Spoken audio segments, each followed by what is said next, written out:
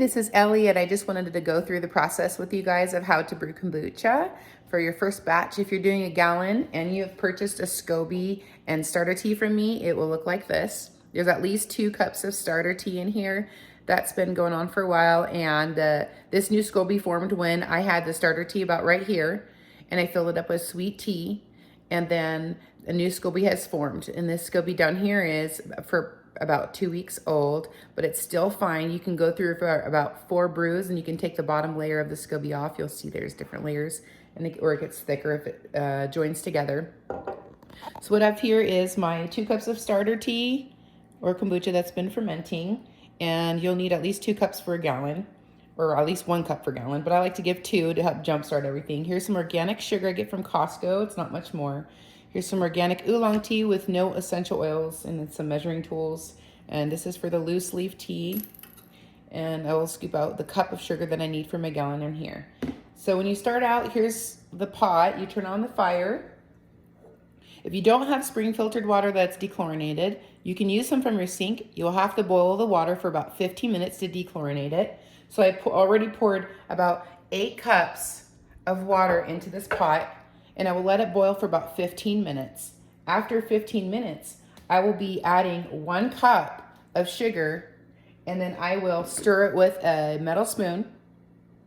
And when it dissolves, then I will proceed to add 2 tablespoons to this container. You can use 2 to 3 tea bags. If you use 3, it's stronger caffeine, so that will be eaten up, and it's actually more helpful to get some more active bacteria to do the yeast, and it continues to ferment better, and you get more flavor. And once all of this has cooled off, I'll bring it over here. Go ahead and pour it into, this is large, but you'll have a smaller one, your gallon, your cooled off sweet tea into here. And then after you have put your sweet tea in there, you'll take your 2 cups of starter and SCOBY and pour it on the top. You can give it a little stir. You don't have to stir.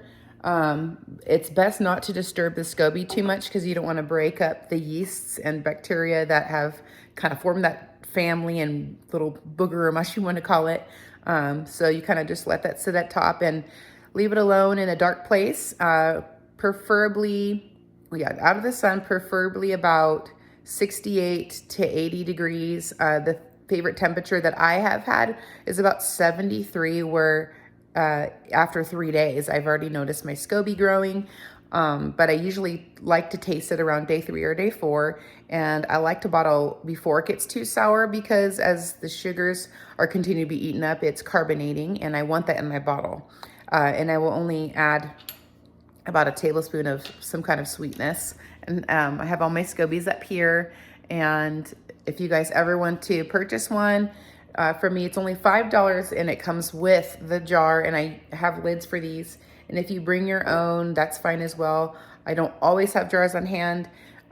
There's only usually about 4 or 5. So if you guys want to bring your jars, that will help me be able to produce more for more people. And if you have any questions, go ahead and send them to me in a message.